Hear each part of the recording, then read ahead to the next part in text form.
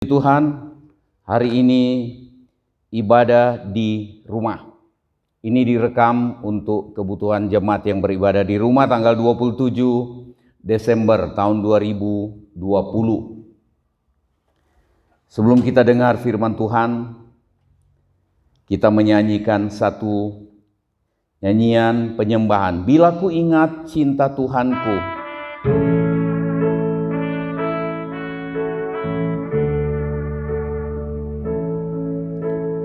Bila ku ingat cinta Tuhanku, ku tidak mau undur lagi. Bila ku ingat cinta Tuhanku, ku tidak mau undur lagi. Sungguh tidak mau, ku tidak mau undur lagi. Sungguh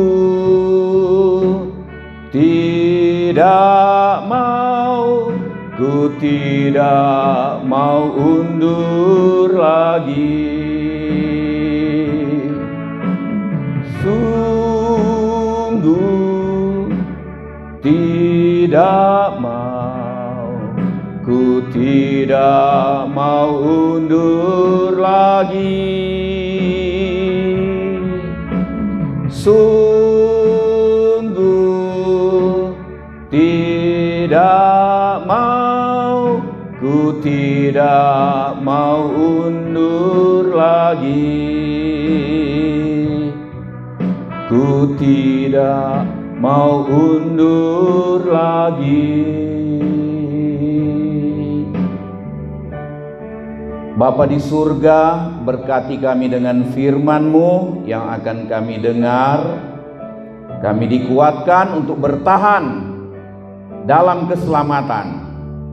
Kami bersyukur terima firman Tuhan dalam nama Tuhan Yesus Kristus. Amin. Puji Tuhan. Pagi hari ini tema kita ambil bagaimana cara bertahan supaya selamat. Yang pertama, selalu ingin lakukan kehendak Tuhan. Matius 7 ayat 21 katakan, bukan setiap orang yang berseru kepadaku, Tuhan, Tuhan, akan masuk ke dalam kerajaan sorga, melainkan dia yang melakukan kehendak Bapakku yang di sorga. Selalu ingin melakukan kehendak Bapa di sorga. Apapun yang kita pikirkan, apapun yang kita rencanakan, kita bertindak apa, kita berbicara apa, kita selalu pikir, saya ingin melakukan kehendak Bapa di sorga. Kalau Bapa di sorga menghendaki saya bicara sopan, saya berbicara yang baik, saya berbicara rendah hati, itu kehendak Bapa di sorga. Dan kiranya itu selalu muncul di hati kita. Tiap hari dalam apapun kehidupan kita, kita selalu rindu, selalu ingin melakukan kehendak Bapa di sorga. Karena kita ingat firman Tuhan, yang masuk ke dalam kerajaan sorga hanya orang yang melakukan kehendak Bapa di sorga. 1 Tesalonika pasal 5 ayat 18, mengucap syukurlah dalam segala hal, sebab itulah yang dikehendaki Allah di dalam Kristus Yesus bagi kamu. Jadi salah satu kehendak Allah bagi orang yang percaya kepada Tuhan Yesus Kristus supaya mampu bertahan dalam keselamatan adalah mengucap syukur dalam segala hal. Saudara yang dikasihi Tuhan, ketika kita mengucap syukur dalam segala hal, kita tidak mudah untuk terjebak berbuat salah. Ketika ada orang memuji kita, kita mengucap syukur. Tuhan yang kita ingat bahwa hanya Tuhan yang patut dipuji. Orang memuji kita karena kebaikan yang dia terima mungkin, tapi kita selalu ingat, kita syukurkan kepada Tuhan. Bukan kita bersyukur karena kita baik dan kita hebat, tetapi kita bersyukur karena Tuhan yang mampukan kita berbuat yang baik, dan orang senang sampai mereka memuji kita. Bukan kita jadi melahap pujian orang itu sampai kita menjadi tinggi hati. Banyak kali kita berbuat baik, tetapi ketika orang memuji, orang mulai ceritakan kebaikan kita, kita mulai jadi sombong. Ketika kita alami keberkatan, kita mengucap syukur kepada Tuhan karena kita tahu dari Tuhanlah ini, bukan karena kehebatan kita. Dan tidak ada yang boleh saya banggakan, apalagi memakai berkat yang saya terima untuk membeli jabatan.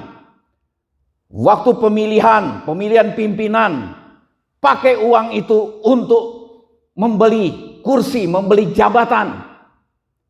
Itu karena orang tidak mengucap syukur kepada Tuhan, karena tidak selalu ingin melakukan kehendak Bapa di sorga.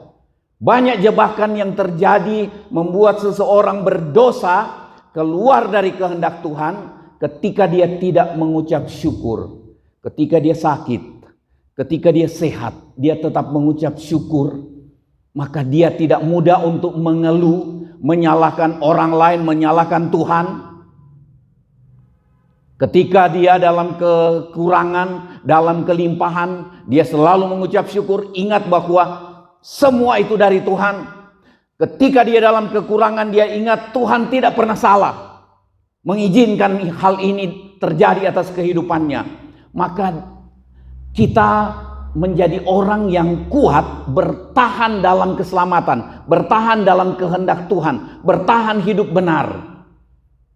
Jadi melakukan kehendak Bapa di sorga, yang salah satu hal yang kita angkat pagi ini adalah mengucap syukur dalam segala hal. Keadaan yang kita hadapi hari-hari ini, kesulitan ekonomi, kesulitan kesehatan terancam tiap-tiap saat. Orang dipenuhi dengan ketakutan, kekhawatiran. Kita berjaga-jaga. Tetapi kita tidak perlu tertekan dengan kekhawatiran. Ketika kita tahu mengucap syukur dalam segala hal. Tuhan, Engkau izinkan hal ini terjadi. Itu baik buat kami. Hari ini mungkin kami belum tahu kebaikannya apa, tetapi kita mulai mengucap syukur. Itu yang pertama. Untuk bertahan, bagaimana bertahan dalam keselamatan, bagaimana bertahan supaya kita selamat. Yang pertama, selalu ingin lakukan kehendak Tuhan, kehendak Bapa di sorga. Karena hanya orang yang melakukan kehendak Bapa di sorga yang selamat.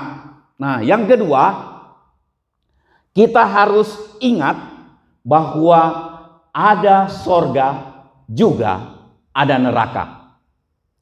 Ada banyak kali ada beberapa orang pernah saya dengar katakan bahwa sorga itu kalau kita hidup senang di dunia ini. Neraka itu kalau kita menderita terus-menerus di dunia ini. Bukan. Tuhan Yesus yang ungkapkan. Matius 25 ayat 46, Tuhan Yesus katakan begini, ada sebagian orang dan mereka atau sebagian orang ini akan masuk ke tempat siksaan yang kekal. Itu yang kita kenal sebagai neraka. Tempat siksaan yang kekal. Tidak perlu dijelaskan siksaannya itu apa, tetapi orang di sana tersiksa. Siksaan yang kekal, tetapi orang benar masuk ke dalam hidup yang kekal. Hidup yang kekal, hidup bersama dengan Tuhan di tempat di mana firman Tuhan katakan di sana tidak ada air mata, di sana tidak ada perkabungan, tidak ada duka, tidak ada penyakit. Di sana kehidupan bersama dengan Tuhan selama-lamanya. Itu yang mendorong kita berjuang supaya kita bertahan dalam keselamatan. Cara bertahan dalam keselamatan yang kedua kita angkat pagi ini adalah selalu ingat ada sorga, ada neraka. Ada tempat senang selamanya, dan ada tempat penderitaan, ada tempat siksaan kekal selamanya. Ada orang tidak percaya kalau neraka itu ada siksaan kekal. Katanya neraka itu Tuhan cuma sampaikan, Tuhan Yesus sampaikan di dalam Injil Lukas 16 pun mengenai orang kaya yang masuk dalam siksaan, yang terus menerus teriak, aku sangat kesakitan dalam nyala api ini. Ada orang katakan itu cuma nakut-nakuti orang supaya orang berbuat baik, berbuat benar, supaya bisa masuk surga. Orang lupa bahwa Tuhan berkemurahan, panjang sabar, tetapi juga Tuhan adalah Allah yang tegas dengan dosa. Dosa dihukum, hukumannya kekal. Itu sebabnya selama kita hidup di dunia ini, siapapun saudara dan saya, kita tiap hari itu diberi kesempatan untuk berurusan dengan Tuhan soal hidup kita ini. Supaya kita ada kesempatan mengakui dosa, membereskan dosa, dan hidup kita berkenan kepada Tuhan, melakukan kehendak Bapa di sorga. Matius 25 ayat yang ke-34 katakan begini, dan raja itu akan berkata kepada mereka yang di sebelah kanannya, mari hai kamu yang diberkati oleh Bapakku, terimalah kerajaan yang telah disediakan bagimu sejak dunia dijadikan. Ini pernyataan Tuhan kepada orang benar pada hari penghakiman terakhir. Masuklah ke dalam kerajaan yang telah disediakan, dalam kerajaan sorga. Kemudian dalam ayatnya yang ke-41 dikatakan, dan ia akan berkata juga kepada mereka yang sebelah kirinya, enyahlah dari hadapanku, hai kamu orang-orang terkutuk. Ada terjemahan lain katakan orang-orang munafik. Enyahlah ke dalam api yang kekal, yang telah sedia untuk iblis dan malaikat-malaikatnya. Rupanya neraka itu disediakan untuk iblis dan malaikat-malaikatnya yang memberontak kepada Tuhan, tetapi juga akan ditempati oleh orang-orang yang terus mau hidup dalam dosa. Kita ingat ada firman Tuhan katakan, Tuhan panjang sabar. Dia beri kita kesempatan supaya kita bertobat dan berbalik kepada Tuhan, dan kita diselamatkan. Itu sebabnya Tuhan katakan, yang kukasihi kutegur dan kuhajar, supaya berbalik kepada Tuhan. Itu kesempatan yang kita gunakan selama kita hidup di dunia ini. Tuhan mau supaya tidak ada seorang pun yang binasa, tapi semua beroleh selamat. Nah, gunakan kesempatan selama kita masih hidup. Yang ketiga, bagaimana cara untuk kita bertahan dalam keselamatan?